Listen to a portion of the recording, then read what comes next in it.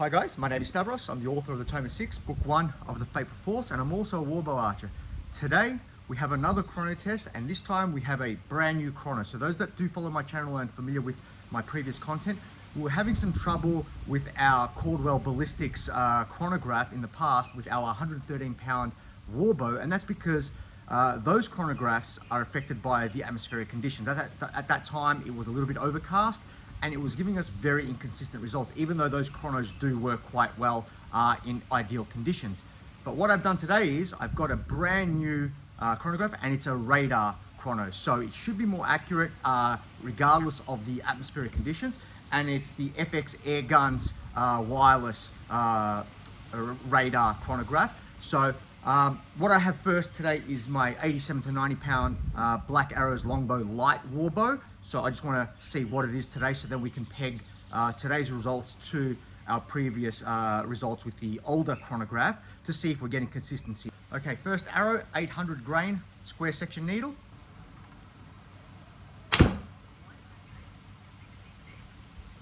(166 feet per second).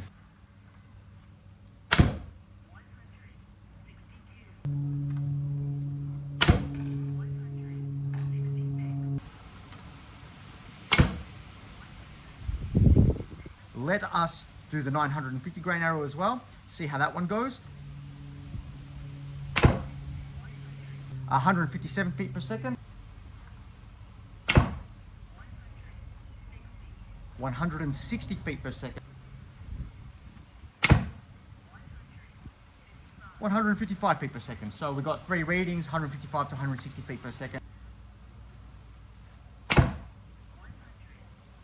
158 feet per second. Okay, that is, from what I understand, that's actually in line with what this bow was doing in our previous chrono tests.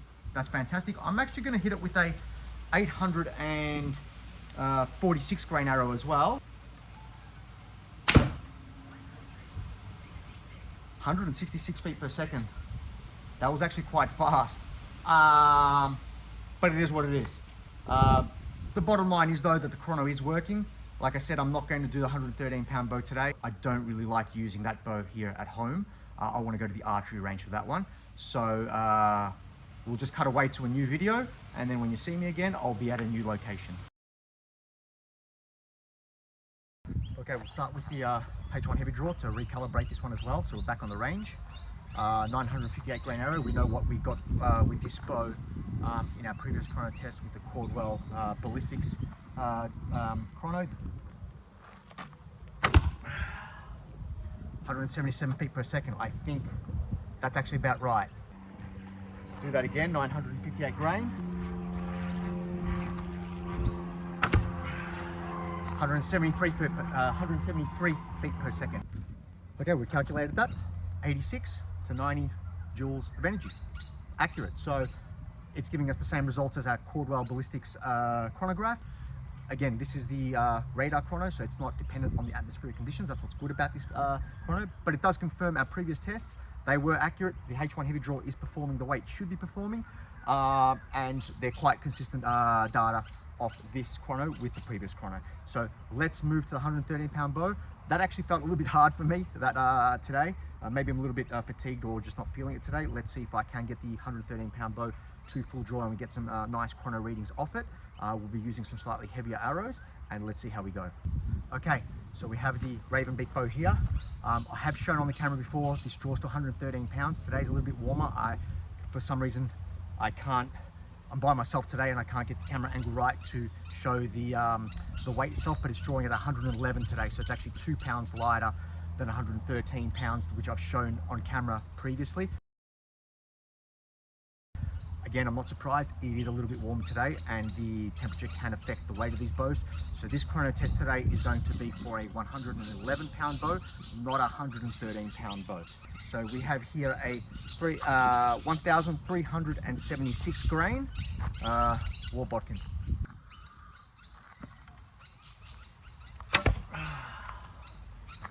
I don't think that registered. God damn it.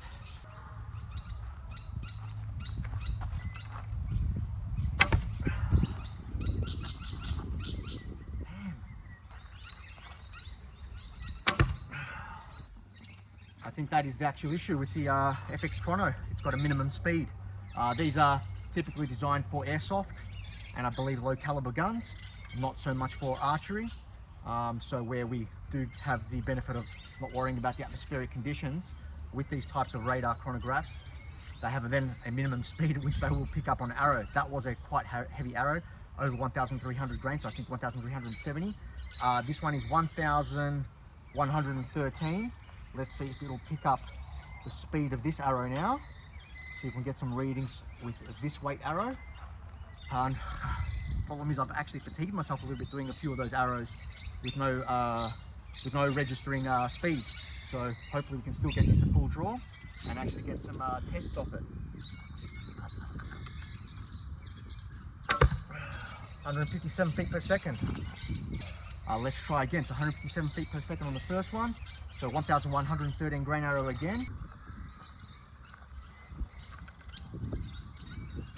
Didn't get that to full draw. 154 feet per second. Okay, so that looked like to be about 27 and a half inch draw. 154 feet per second. Even though it was a shorter draw, the speed is low. And I think what we are seeing here is that some of my results, now I know which results from my first chrono test were accurate and we know which ones were inaccurate because we were getting those 155 to 160 FPS off this bow with the 1,100 and 1,100 to 1,150 grain needles. I think it's exactly the same arrow as well.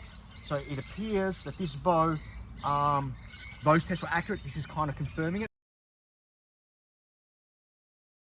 But I think what this does confirm is that even though this is today 111 pounds, not 113, the H1 heavy draw at 103 pounds at 28 inch draw is actually faster than this U-bow at 111 pounds at 28 inch draw. What I'll do is I'm going to go back to the H1 heavy draw and do the 1,113 grain arrow. Let's see what kind of speed we get with the H1.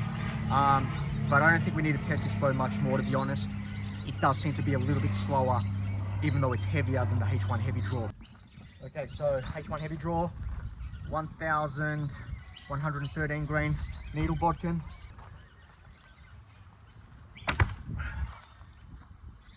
158 feet per second, so a little bit faster. Okay, H1 heavy draw again, 1,113 grain arrow. 160 feet per second. Yep. The H1 heavy draw, 7 pounds lighter than or 8 pounds lighter. 7 to 8 pounds lighter than the 111 pound bow today, because that's what it's drawing at, is still a little bit faster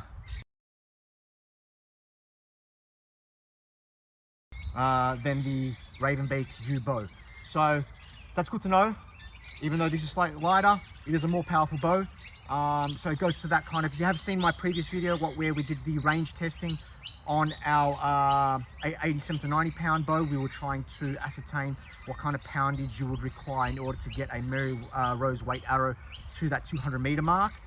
We did talk about in that video about the range of performance on these bows. They can fluctuate.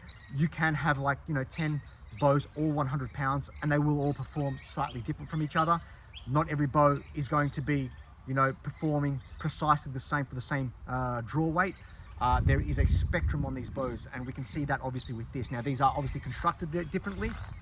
You can go to one of my previous videos where we do put a number of bows through the chronograph, our bows, and then we saw some other bows, including Joe Gibbs's bows, and we collate them and graph them so we can see how these bows do tend to perform. Good longbows do tend to perform at about that 0.8 to 0.85 joules per pound in draw weight for arrows, using arrows, I should say, between 8 and 12 grains per pound.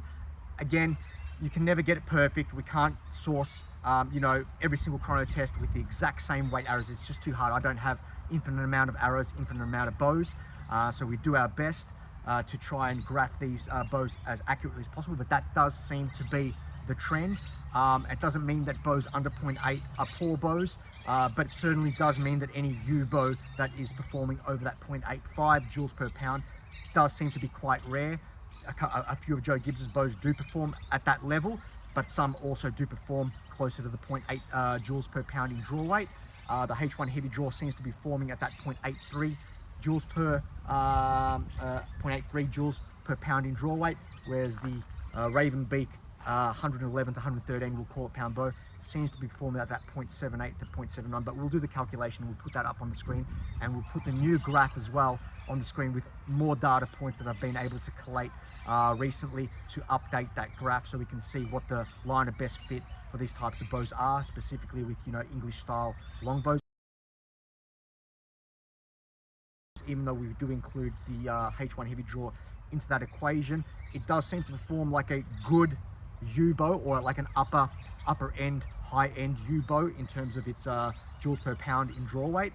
So it's not a bad analog for a high performing U-bow, but I do believe that the line of best fit is closer to that 0.8 joules per pound in draw weight as a good mean or a good average for performance for U-bows with 8 to 12 grains per pound arrows. So hope you did enjoy this video. I've been speaking to Phil Parks. The male sample is almost finished, which is fantastic.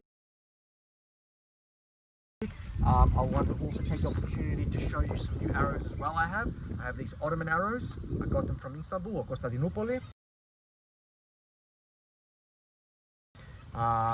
Okay, so they are authentically crafted Ottoman arrows. These are very light though. I'm not going to be able to use them on my H1 heavy draw, but I can use them on my 90-pound bow. They've got these really small heads, and you know, at first I thought this was really odd, really thin arrows with really small heads. But I've been to the Paris Military Museum. I'm going to put up a photo of some arrows that I took some photos of while I was there. And when I first saw them, I was actually really surprised. I thought, oh, these are hunting arrows, but the heads suggested that they weren't hunting arrows because they appeared to be these kind of like short needles. So they were war arrows, and upon further research, in fact, they are war arrows. The Ottomans simply seem to have a different type of doctrine with their archery. Shorter bows, lighter limbs, lighter arrows. They were going more for speed and for range rather than, you know, these medieval style English arrows. This one's with a war bodkin on it, and this one is 1410 grain. These are, you know, slower moving, but they will have more momentum and they're heavier hitting. So it seems to be like a very different philosophy in you know, design for the arrows and the outcome they were trying to achieve. And I believe a lot of, although you can use a longbow obviously on horseback, it is possible, but the English were primarily employing longbows or the archery on foot, whereas the Ottomans had a larger emphasis. I'm not saying that they didn't, you know, dismount and then use their bows on foot as well. Of course they can, but they did seem to have a larger emphasis on, you know, horseback archery. So horse bows, lighter, more compact bows, which are, you know, easier to use on horseback over a longbow, even though you can still use a longbow on horseback. Yeah, so that's it's quite interesting. So I've got these new arrows to test as well. I think these might be a little bit too light for my MR Tiron when my MR Tiron does arrive. My MR Tiron will be 107 pounds, or at least that's what I've ordered it at. So I might have to get my hands onto a 95 to 100 pound Ottoman bow in order to properly test these arrows, because I'd be very interested to see how these arrows do perform at the lighter weight, but much thinner as well. So I'm gonna make some predictions from now. I think these arrows will perform phenomenally well against Gambesson as well as male, simply because of the geometry of the arrow. So let me give you a comparison of a 3/8 inch shaft English style needle bodkin and put it side by side with the Ottoman arrow. And what you can see is that the geometry, I mean, of course the Ottoman arrow is much shorter, but in terms of its geometry, so the tapering at the point and then its thickest, at its thickest section, despite not being a long needle, it appears to be mimicking like a short needle, you know, so it doesn't need to push aside so much material. And in fact, the shaft itself is a little bit thinner. I believe this is an 1132 inch shaft and it's bamboo. So it'd be interesting to see how this arrow with its geometry and its weight does perform compared to these needles, when we put up against some male and some Gambesson. So that's for some future tests, but I probably will have to get myself a new Ottoman bow in order to be able to handle an arrow of this weight, because these arrows are 500 to 550 grain. They are quite light. My 90 pound bow can handle them, but I do want to do them justice. I want to do them justice with a proper Ottoman bow. So we'll see how we go. So again, thank you very much for watching this video. Now we do know how the Ravenbeak does perform.